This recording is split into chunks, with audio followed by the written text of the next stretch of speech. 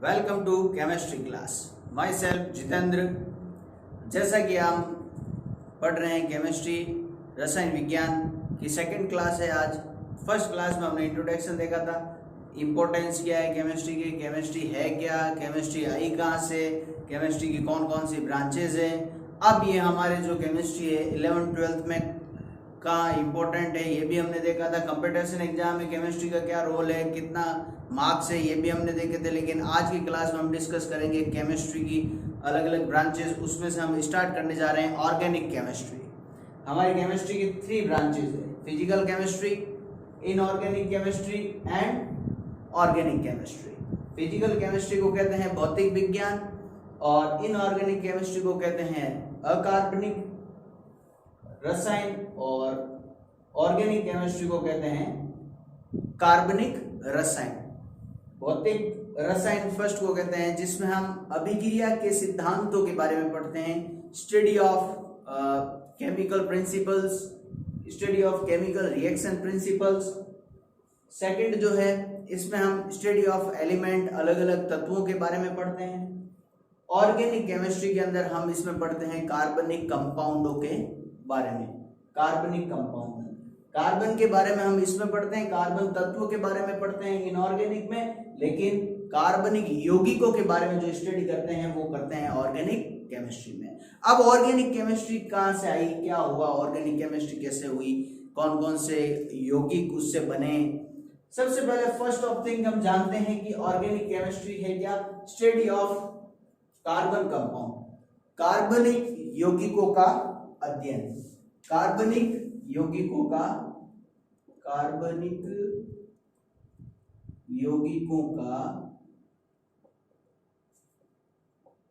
अध्ययन। कार्बनिक यौगिकों का अध्ययन है तो इसमें सबसे पहले हम देखेंगे कि बहुत समय पहले, करीबन 18वीं सेंचुरी की बात है, उस समय दो सोर्स थे, दो स्रोतों से प्राप्त की थी। इसको देखा था उन्होंने। तो उस समय एक साइंटिस्ट था ब्रिजिलियस जो था उसने 1815 में बताया था, हमें 1815 में बताया था कि उसको हमने कहा था जैव शक्ति सिद्धांत। तो ब्रिजिलियस ने क्या कहा था, ब्रिजिलियस की धारणा थी कि जो भी कार्बनिक यौगिकों का निर्माण होता है, जो भी कार्बनिक यौगिकों का निर्माण होगा वो केवल और केवल लिविंग ऑर्गेनिज्म के थ्रू ही होगा। ब्रिजिलियस ने क्या कहा था कि ब्रिजिलियस ने यह कहा था कि कोई भी कार्बनिक यौगिक बनेंगे या कार्बनिक यौगिक जो बनेंगे वो केवल और केवल ओनली फॉर लिविंग ऑर्गेनिज्म के द्वारा बनेंगे।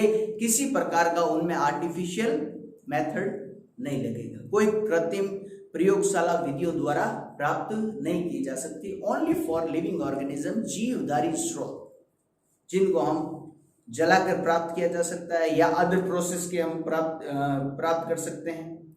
तो ये ब्रिजिलियस ने कहा था। उसने कहा था कि कृत्रिम विधियों द्वारा प्रयोगशाला में इसका संश्लेषण संभव नहीं है।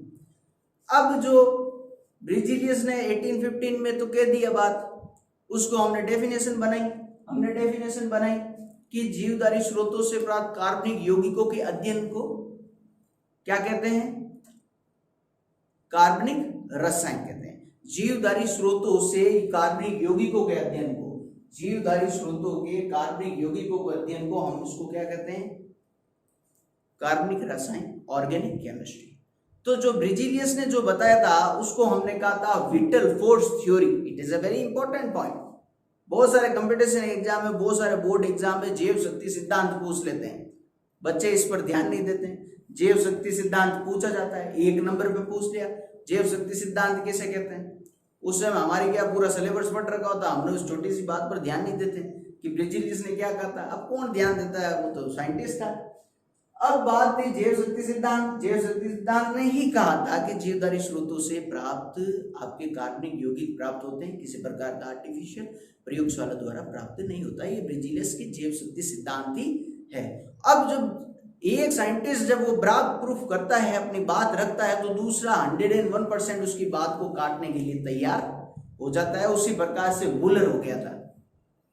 वुलर जो है, वुलर सिंथेसिस आएगा और वुलर सिंथेसिस मतलब उस बात को है जो आपके क्या कर दिया, जो विटल फोर्स थ्योरी जो दी थी ब्रिजिलियस ने, उसको क्या कर दिया उसने, हॉलर ने, उसने कहा कि नहीं, हम जो है प्रयोगशाला के द्वारा भी हम इसको फाइंड आउट कर सकते हैं, प्राप्त कर सकते हैं।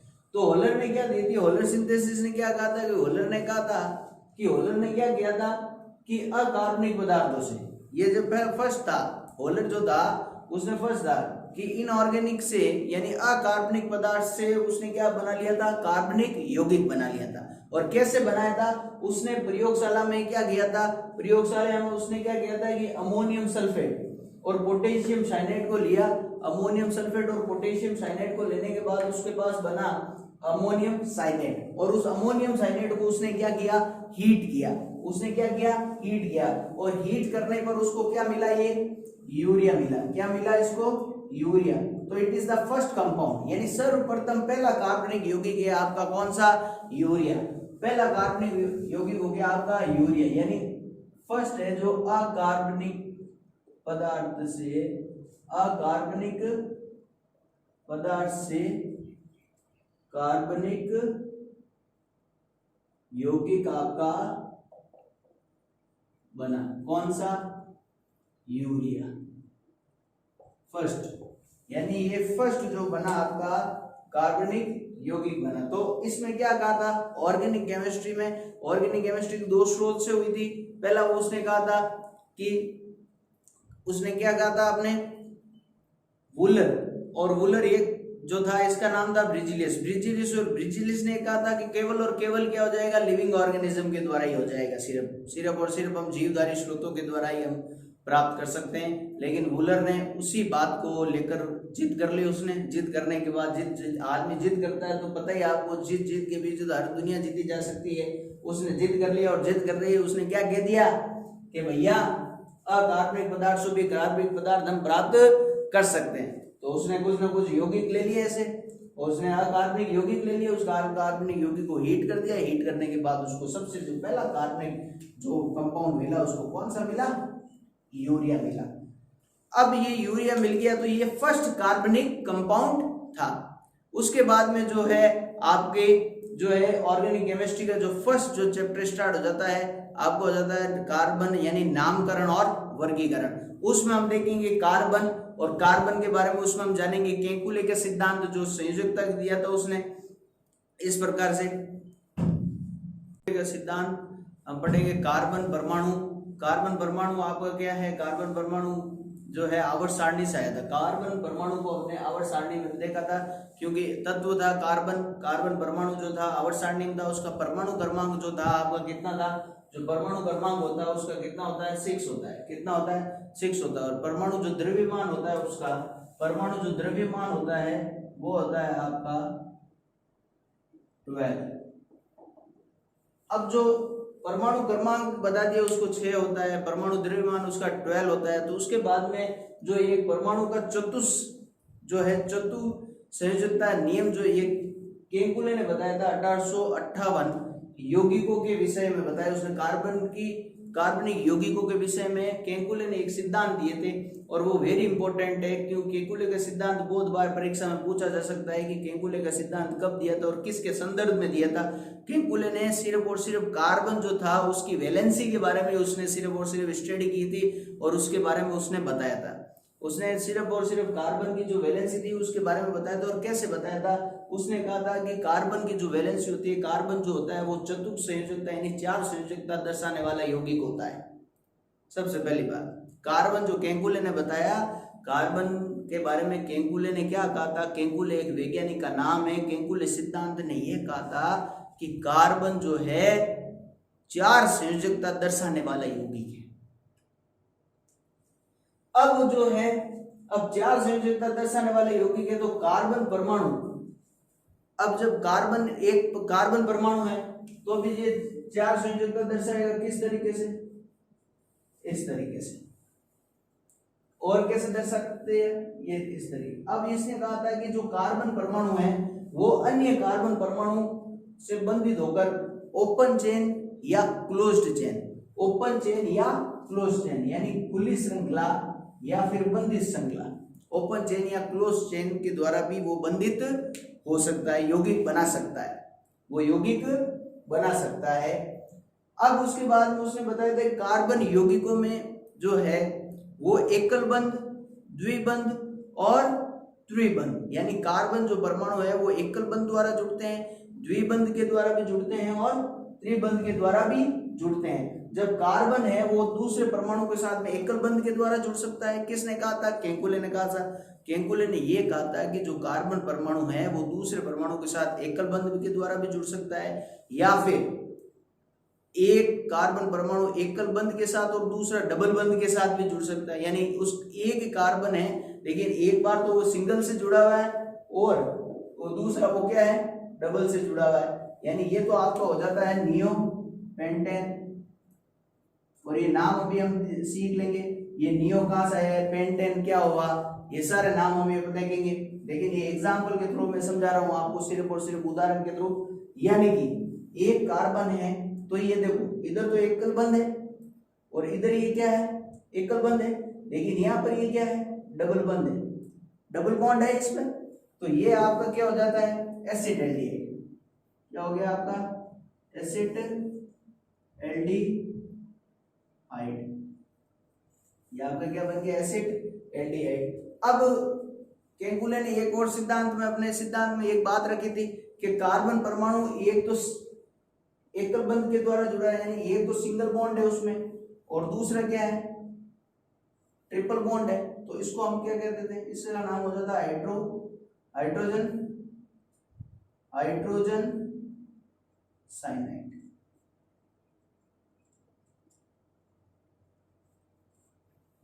और एक केकुले ने बताया था कि एक ही कार्बन परमाणु जो है दोनों ओर समान जो डबल बॉन्ड में जुड़ सकता है, CO2। ठीक है, तो अब ये जो बताया था केकुले ने सिर्फ और सिर्फ चतुस्संयोजकता का जो है आपके कार्बन के विषय में, कार्बन के यौगिकों के विषय में उसने 4 वैलेंसियां बताई। वो किस किस तरीके से जुड़ सकती है? वो इस तरीके से जुड़ सकती है, वो इस तरीके से जुड़ सकती है, वो इस तरीके से भी जुड़ सकती है। तो ये 4 पैटर्न किसने बताए थे भैया? ये केकुले ने बताए थे। लेकिन यहाँ एक पॉइंट नोट करने वाला बात है कि कार्बन की वैलेंसी जो है, संयोजकता सिर्फ और सिर्फ कितनी हो रही है? यानी कार्बन है 1 2 3 4, कार्बन है 1 2 3 4, कार्बन है डबल बॉन्ड, कार्बन है डबल बॉन्ड और सिंगल बॉन्ड। तो एक तरफ तो चारों तरफ हो गए एकल बंध के द्वारा, एक हो गए 3 बंध और 1 बंध, एक हो गए 2 बंध और 2 बंध, एक हो गए आपके 2 बंध और डबल बॉन्ड। अब उसमें ऐसे एक बात और इसमें बात है कि कार्बन का जो आकार छोटा होने के कारण ये क्या कर लेता है? कार्बन का आकार छोटा होने के कारण ये क्या करते हैं? सिग्मा बंध और पाई बंध, सिग्मा बंध और पाई बंध बनाकर ये क्या करते हैं? डबल बॉन्ड और ट्रिपल बॉन्ड का निर्माण यौगिकों में करते हैं। सिग्मा बंध और पाई बंध, it is a very important term है, सिग्मा बॉन्ड और पाई बॉन्ड। इसके बारे में मैं आगे बहुत डिटेल से डिस्कस करेंगे। अब जो है केकुले का सिद्धांत हो गया। अब जो अगला टॉपिक है हमारा केकुले का सिद्धांत, मुझे लग रहा है बहुत अच्छे से समझ में आया होगा आपको केकुले का सिद्धांत। मैं एक बार और वापस रिपीट कर रहा हूँ, केकुले का सिद्धांत सिर्फ कार्बन की संयोजकता दर्शाने के लिए क्या करता है? किस किस तरीके से संयोजकता दर्शाते हैं अपन? सिंगल बॉन्ड, डबल बॉन्ड और ट्रिपल बॉन्ड। सिंगल बॉन्ड कब होगा, डबल बॉन्ड कब होगा और ट्रिपल बॉन्ड कब होगा, ठीक है। और उसके बाद में डबल बॉन्ड और ट्रिपल बॉन्ड के लिए उसने क्या किया था? पाई बंध का यूज हुआ था, और पाई बंध का यूज होने के कारण ही तो डबल बॉन्ड और सिंगल बॉन्ड, डबल बॉन्ड और ट्रिपल बॉन्ड बने। इस कारण से इसने Kekule, it is very important principle है। अब जो आगे हम पढ़ेंगे वर्गीकरण और नामकरण, किस तरीके से पूरा कार्बन का हॉल ऑफ वर्गीकरण हुआ और नामकरण हुआ। तो उसी प्रकार से हम देखेंगे कि हाइड्रोकार्बन और उसके नामकरण, यानी नामकरण और वर्गीकरण देखेंगे हम। उसका क्लासिफिकेशन क्या है हाइड्रोकार्बन। अब ये हाइड्रोकार्बन के सबसे पहले डेफिनेशन देखने से पहले अपन ये जान लेते हैं कि जो कार्बन परमाणु है वो अपना स्थायित्व प्राप्त करने के लिए किसी न किसी एलिमेंट के साथ अपना बंध बना लेता है। और वो बंध किसी स्थायित्व प्राप्त करने के लिए वो बहुत सारे एलिमेंट है, जैसे हाइड्रोजन हो गया, हाइड्रोजन हो गया, ऑक्सीजन हो गया, सल्फर हो गया, उसने इनके साथ में वो क्या कर लेता है? अपना बंध बना लेता है। उसी प्रकार से उसने हाइड्रोजन के साथ में बंध बना लिया, तो हाइड्रोकार्बन, उसको हमने क्या किया? कार्बन ने स्थायित्व प्राप्त करने के लिए हाइड्रोकार्बन के यानी हाइड्रोजन के साथ बंध बना लिया, यानी कार्बन का हाइड्रोजन के साथ बंध बनना क्या कहलाएगा भाई? हाइड्रोकार्बन कहलाएगा। हाइड्रोकार्बन कहलाएगा। उसी प्रकार से हमने कार्बन के बारे में देखा कि आवर्त सारणी में कार्बन है जो 6 नंबर पर आता है, इसका परमाणु द्रव्यमान है जो आपका 12 होता है। उसी प्रकार से कार्बन में दो विशेष और प्रॉपर्टी होती है। जो कार्बन में दो विशेष और प्रॉपर्टी होती है, एक तो होती है आपकी जो होती है कार्बन जब बनाता है, कार्बन में एक होती है श्रृंखलन,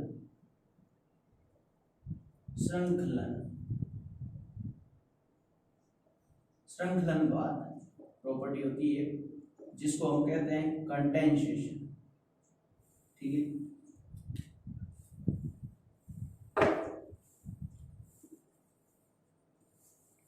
एक होती है श्रृंखलन और एक जो होता है कार्बन कार्बन के बीच में जब बॉन्ड बनता है, कार्बन जब अपनी स्ट्रक्चर बनाता है तो वो बनाता है चतुष्फलकीय में। किसमें बनाता है? चतुष्फलकीय में बनाता है। तो उसी प्रकार से हम देखते हैं कि जब कार्बन अपना स्थायित्व प्राप्त करने के लिए हाइड्रोजन के साथ बंध बनाता है तो उसे हम क्या कहते हैं?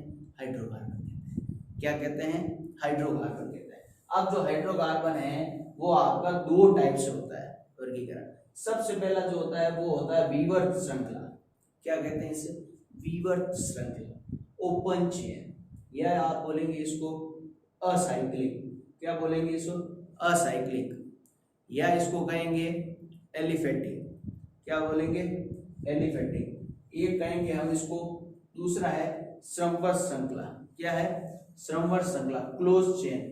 और एक नाम इसका हो जाता है साइक्लिक। एक नाम इसका हो जाता है इसका साइक्लिक, जिसे कहते हैं चक्रीय। अब जो है विवर्त श्रृंखला हम देखेंगे, एक हो गया अचक्रीय, इसके नाम हो जाता है, एक इसको एलिफेटिक कंपाउंड भी कहते हैं। ये दो टाइप्स होता है, एक तो होता है सैचुरेटेड और एक होता है आपका अनसैचुरेटेड, जिसे कहते हैं असंतृप्त हाइड्रोकार्बन, और एक होता है असंतृप्त हाइड्रोकार्बन।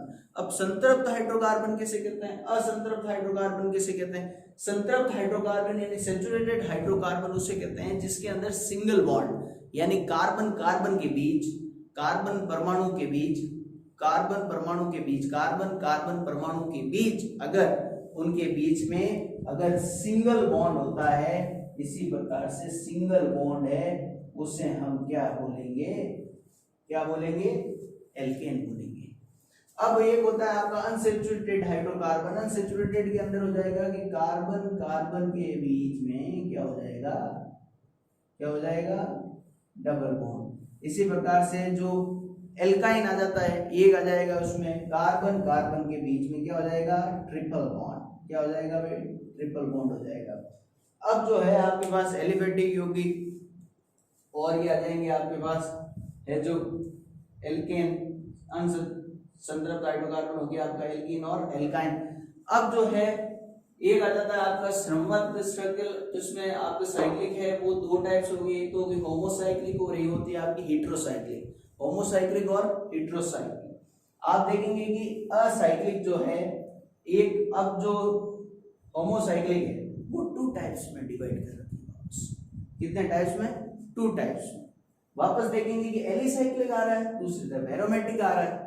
एक आ रहा है वापस एलिसाइक्लिक आ रहा है, दूसरी तरफ एरोमेटिक आ रहा है। अब जब एलिसाइक्लिक यौगिक को हम देखेंगे कि जो एलिसाइक्लिक यौगिक के अंदर जो आते हैं, तो एलिसाइक्लिक यौगिक क्या होते हैं कि जैसे साइक्लोहेक्सेन हो गया। अब वो साइक्लोहेक्सेन एक कंपाउंड है, अगर अब ये एलिसाइक्लिक कंपाउंड ऐसे होते हैं कि जिनको जलाने पर ये बिना धुएं की ज्वलनशीलता देते हैं, यानी बिना धुएं के जलते हैं। ठीक है ना? बिना जलाने पर बिना धुएं की ज्वाला के साथ जलते हैं, वो एलिसाइक्लिक के अंदर आते हैं। वो पॉइंट इंपॉर्टेंट है, जो बिना धुएं। अब जो अगला पॉइंट है आपका एरोमेटिक। एरोमेटिक में आप देखेंगे जो एरोमा एक वर्ड है, सुगंधित पदार्थ, सुगंधित, एरोमा सब वर्ड से बना हुआ। अब उसमें क्या हो जाता है कि टू टाइप्स है। बेंजीन जो वर्ड है, एक आएगा आपका जो बेंजेनॉइड यौगिक, एक बन जाएंगे, और एक बन जाएंगे नॉन बेंजेनॉइड यौगिक। ठीक है ना? जो बेंजीन जो एरोमेटिक जो बनेंगे यौगिक, जिसके अंदर बेंजीन कम से कम एक जुड़ी हुई रहेगी, बेंजीन C6H6। ठीक है ना? एक होगा नॉन बेंजीन। अब ये जो एरोमेटिक यौगिक है, इनको जलाने पर ये क्या करते हैं? काले रंग का जो धुआं देते हैं, यानी काले रंग की ज्वलनशीलता के साथ, ये ज्वलन के साथ जलते हैं। अब इसमें क्या हो जाता है कि आप देखेंगे कि पूरा जो होल हो गया हाइड्रोकार्बन का, जो पूरा क्या हो गया, एक पूरा का पूरा क्या हो गया? वर्गीकरण हो गया। अब पूरा वर्गीकरण हुआ, तब इसमें हमने देखा कि पूरा कार्बनिक यौगिक यानी हाइड्रोकार्बन का वर्गीकरण हुआ। ओपन चेन हो गई, ये साइक्लिक हो गया, एलिफेटिक हो गया, ये हो गया आपके पास साइक्लिक हो गया, ठीक है ना, तो कंप्लीट हो गया। अब इसमें क्या पढ़ते हैं अपन कि ये आगे बढ़ते हैं धीरे धीरे इनका, फिर हम ये क्लासिफिकेशन हो जाता है। अब इसमें हम देखेंगे कि जो कार्बन है, अब ये जो कार्बन है ये इनके साथ क्या करते हैं कि चेन की फॉर्म में बनता है, यानी कंडेंसेशन यानी श्रृंखलन। जो श्रृंखलन मैंने इस कार्बन का बहुत इंपॉर्टेंट जो है गुण है, क्यों? क्योंकि इसके अंदर जो चेन बनती है वो शाकित भी बनती है और अशाकित भी बनती है। कैसी बनती है? एक तो बनती है शाकित श्रृंखला और एक बन जाती है आपकी अशाकित। शाकित श्रृंखला में तो जिसमें शाखा होगी यानी कोई ना कोई उसके बीच जुड़ा हुआ रहेगा, जैसे चेन के फॉर्म में जुड़ा हुआ रहेगा कार्बन कार्बन, यानी ये जुड़ा हुआ है शाखा शाकित। और एक हो जाएगा अशाकित जिसके अंदर सिंपल सी क्या होगी भैया? सिंपल सी आपके पास एक चेन होगी। ये बहुत इंपॉर्टेंट गुण है श्रृंखलन, ठीक है ना।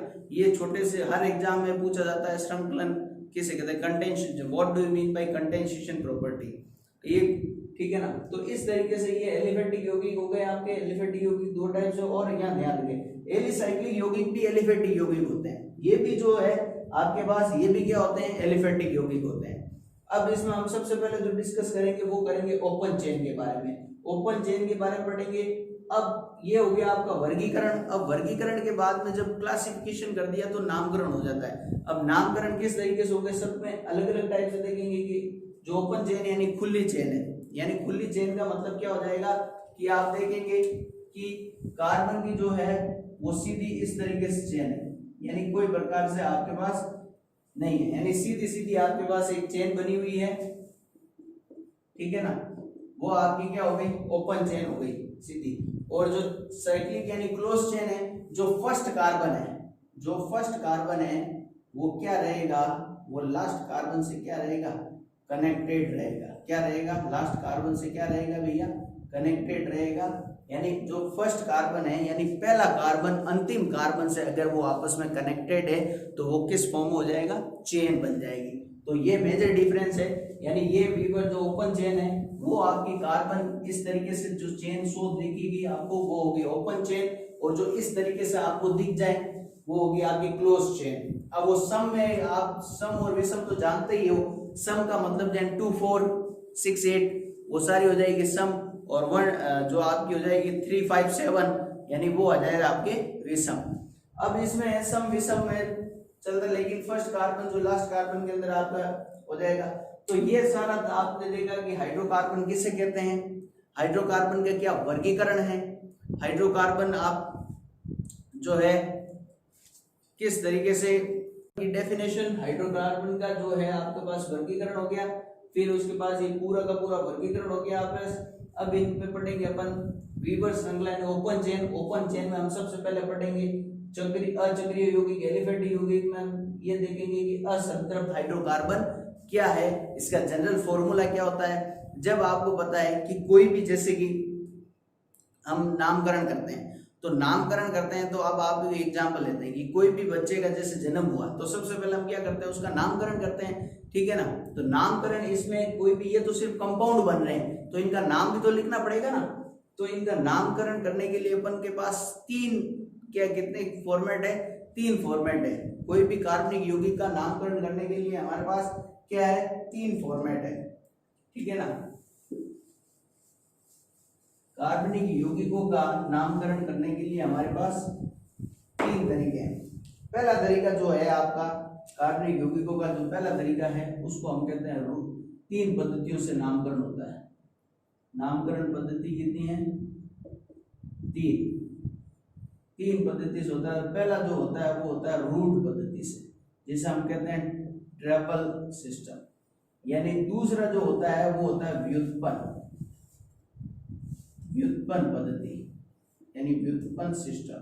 और जो तीसरा और सबसे इंपॉर्टेंट होता है वो होता है आपका आईयूपीएसी। ये जो टॉपिक चल रहा है ये 11th और 12th का बिल्कुल बेसिक टॉपिक है। आप चाहे 11th में पढ़ोगे तो भी आपकी आईयूपीएसी आएगी, आप चाहे 12th में पढ़ोगे तो भी आपकी आईयूपीएसी 12th में 2 से 3 नंबर में पूछी जाती है, और 11th में तो आप मान लो 7-8 नंबर में पूछे। तो कंपटीशन एग्जाम है, कंपटीशन एग्जाम में ये जो नामकरण है, 3 पद्धतियों का नामकरण है, ये जो पद्धति है इट इज वेरी इंपॉर्टेंट। इसके क्वेश्चन हर कंपटीशन एग्जाम में 100% आपको 2 से 3 मिल जाते हैं। चाहे आप भले कोई सा भी एग्जाम ले लो, चाहे आप उसको भले IIT ले लो, ठीक है ना, चाहे आप उसमें एम्स का ले लो, कोई सा भी आप एग्जाम ले लो, नीट का ले लो आप, ठीक है ना, हर में आपको आईयूपीएससी मिलेगी। 2 क्वेश्चन आपको आईयूपीएससी के 100% मिलेंगे। और ये जो 3 सिस्टम है, तो इसी प्रकार से अभी क्या है कि बच्चों को याद नहीं रहती कि सर रूट पद्धति, ट्रेवल सिस्टम क्या होता है, सर डेराइव्ड सिस्टम, आईयूपीएससी पद्धति। तो सबसे पहले क्या होता है, बच्चे का जब जन्म होता है ना, तब नामकरण क्या होता है, तो एक तो रूट में तो घर वाले रख देते रूट नाम है, कोई भी XYZ का किसी नाम रख दिया बिट्टू है, अब उसका व्युत्पन्न नाम, दोस्तों का नाम अलग हो जाता है, दोस्तों का नाम उसने अलग रख दिया, बिट्टू का नाम उसने राम रख दिया, श्याम। लेकिन जब वो स्कूल जाता है, भाई घर पे नाम अलग था, दोस्तों में नाम अलग हो गया, अब स्कूल जाता है तो स्कूल में लिखा रहता है रमेश चंद्र, अब वो नाम उसका परफेक्ट नाम है। तो इसी प्रकार से कि रूट अपना नाम अलग अलग सिस्टम है, रूट सिस्टम अलग हो गया, व्युत्पन्न पद्धति बिल्कुल अलग हो गई। अब जो आईयूपीएससी नाम है वो पूरे के पूरे क्या हो जाएगा, ऑल ऑफ वर्ल्ड के अंदर पूरे संसार में एक जैसी चलती है।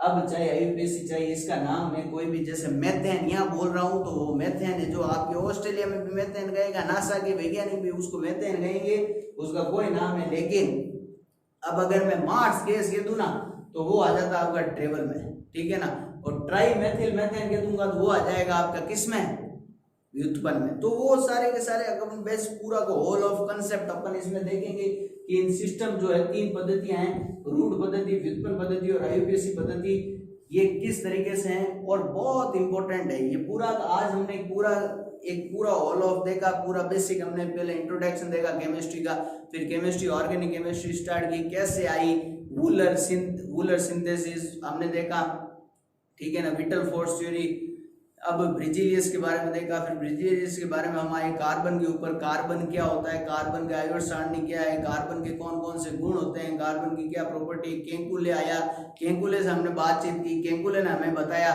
कि भाई कार्बन की संयोजकता 4 होती है, अलग अलग तरीके से होती है। फिर हम आए हाइड्रोकार्बन, ठीक है ना, हाइड्रोकार्बन का वर्गीकरण पढ़ा, और वर्गीकरण पढ़ने के बाद में हम आए नामकरण पर।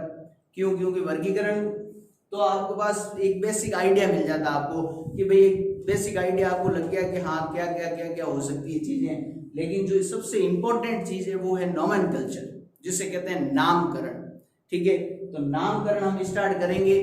तो हमने आज स्टार्ट किया, नामकरण 3 पद्धतियों में होता है। मुझे उम्मीद है पूरी कि ये पूरा आपको बिल्कुल अच्छे से समझ में आया होगा। आपको अगर कहीं भी डाउट है तो आप उस वीडियो को पॉज करें, उसको आराम से देखें, और हम जो अगली जो क्लास में हम डिस्कस करेंगे वो पूरा नोमेनकल्चर करेंगे। मैं गारंटी दिलाता हूँ आपको बिल्कुल, और 100% आपको दावे के साथ कहता हूँ, सिस्टम आईयूपीएससी जो हमने यहाँ क्लास में डिस्कस कर ली, उससे एक भी क्वेश्चन बाहर नहीं आना है, उससे एक भी रूल जो है वो बाहर नहीं आएगा। बिल्कुल अपडेटेड आईयूपीएससी चलती है, आप ये ध्यान रखना। 2014 में आईयूपीएससी, 2011 के आईयूपीएससी, क्योंकि आईयूपीएससी जो है थोड़ी थोड़ी अपडेटेड होती रहती है, तो उसमें आपको थोड़ा ध्यान रखना है।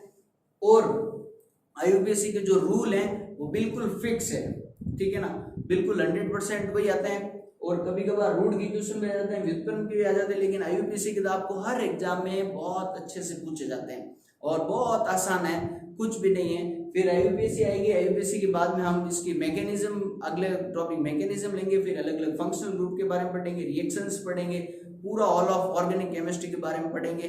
और मुझे उम्मीद और आशा करता हूं मैं कि आपको बहुत अच्छे से समझ में आया होगा। और आपको कोई दिक्कत हो आप इस वीडियो को बार बार देखें, पॉज करें, आप इसको आराम से राइटिंग नोट्स में लिख लें, और बहुत जल्द आप इसके जो भी नोट्स हैं आपको PDF के द्वारा या लिंक के द्वारा आपको मिल जाएंगे। Thank you very much.